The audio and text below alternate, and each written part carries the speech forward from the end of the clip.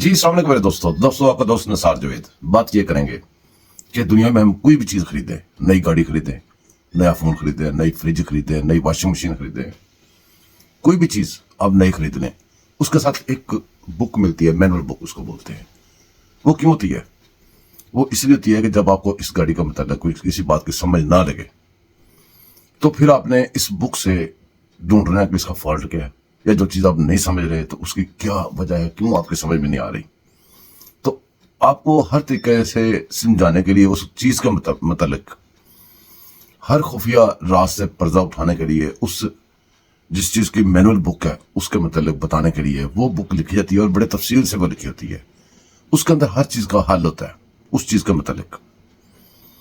اسی طرح جب کوئی مذہب آتا ہے تو خاص طور پہ جیسے اسلام ایک مذہب بھی اور دین بھی ہے. دین ایک مکمل ضابطہ حیات کو دین کہتے ہیں.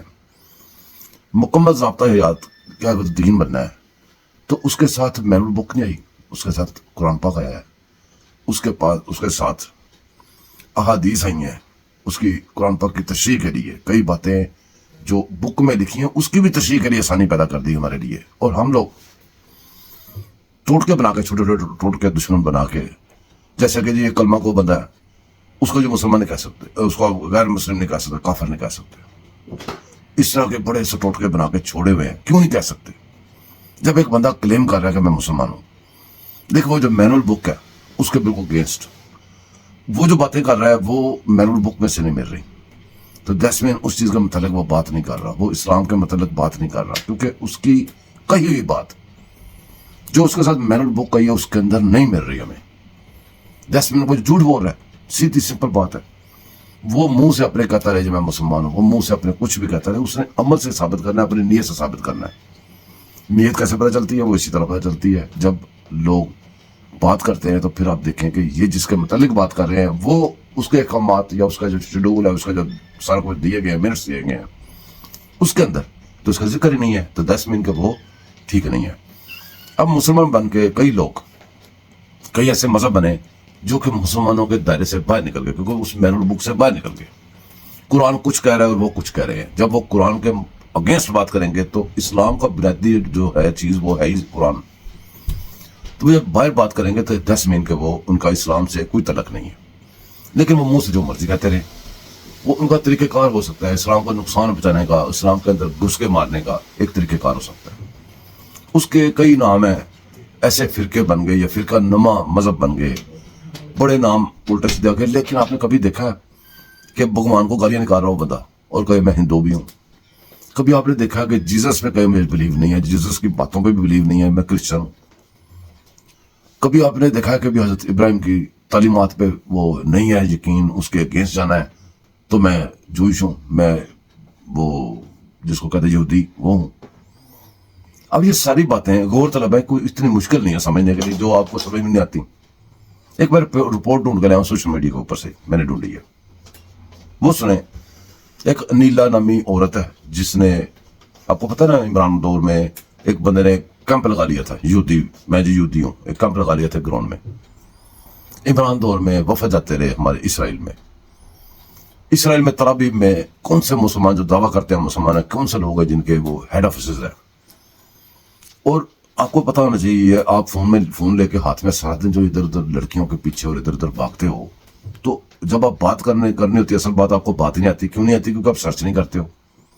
آپ دیکھو گے ترابیب میں کن مسلمان دعویٰ کرنے والوں کے آفیسز ہیں, ہیڈ آفس ہے, کہاں سے بات کہاں چلتی ہے, آپ غور کرو. تو یہاں بھی سرچ کر لیا کرو, یہاں پہ آپ گونگے اور بہرے ہو جاتے ہیں, منہ میں آپ نے کنگرے ڈالنی ہوتی ہیں, کیونکہ آپ کو صرف فن کے لیے, ہاتھ کے اندر لائکس کے لیے, شیئر کے لیے اور 4 پیسے کمانے کے لیے یہ فون استعمال کرنا آ گیا. لیکن جو آپ کا اصل اثاثہ ہے, آپ کا مذہب, آپ کا دین اسلام, وہ آپ کے ہاتھ سے چھن چکا ہے.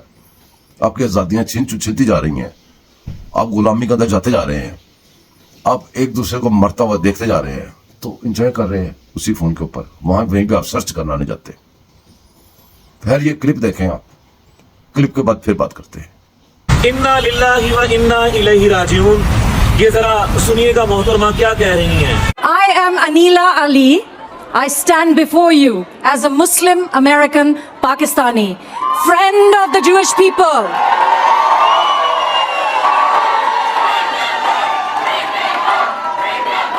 Inshallah, inshallah. I'm here to affirm to my Abrahamic brothers and sisters that you are not alone. Yes, we are all feeling the hurt, the pain, the fear, but we also stand united in hope that a better future for all of us is possible. Now, my brothers and sisters and young people, in the Jewish culture, faith, we call it tikwa, and in Muslim faith, we call it taqwa. You see how close we are? The war to destroy the Jews and the Jewish homeland must end once and for all. تو ادھر ادھر کی نہ بات کر، یہ بتا کہ قافلہ کیوں اٹھا. مجھے راہزنوں سے گلا نہیں، تیری رہبری کا سوال ہے. دکھ کی بات یہ ہے کہ جو بات کر رہی ہیں جیوز کے حق میں، وہ مسلمان خاتون ہے جو کہ وفد 2022 میں اسرائیل گیا تھا اور پاکستان کی ترجمانی کر رہی ہیں، مسلمانوں کی ترجمانی کر رہی ہیں. 30 کروڑ جو پاکستان کی آبادی ہے اس کی ترجمانی کر رہی ہیں. صلاح الدین ایوبی کا قول یاد آیا کہ اگر مسلمان کے ساتھ غداری نہ کرتا، مسلمان اپنے مسلمان بھائی کی پیٹھ میں چھرا نہ کھونکتا، تو پوری دنیا پر مسلمانوں کی حکومت ہے. اگر ہمارے درمیان میر جعفر اور میر صادق پیدا نہ ہوتے تو آج مسلمان پوری دنیا پہ واقعی حکومت کر رہے ہوتے، اور یہ ہمارے لیے بہت شرم کا مقام ہے. ہاتھ پہ زور ہے، دل الہات سے فکر ہے، امتی باعث رسوائی پیغمبر. حرم پاک بھی، اللہ بھی، قرآن بھی ایک، کچھ بڑی بات تھی جو ہوتے مسلمان بھی ایک. جی تو دوستو، آپ نے کلپ سنا، آپ نے دیکھا، باتیں سنی، مسلمانوں کے بیاہ پہ کی جا رہی ہے، جبکہ ایک بھی بات مسلمانوں کو بلیو نہیں کہا جا رہا.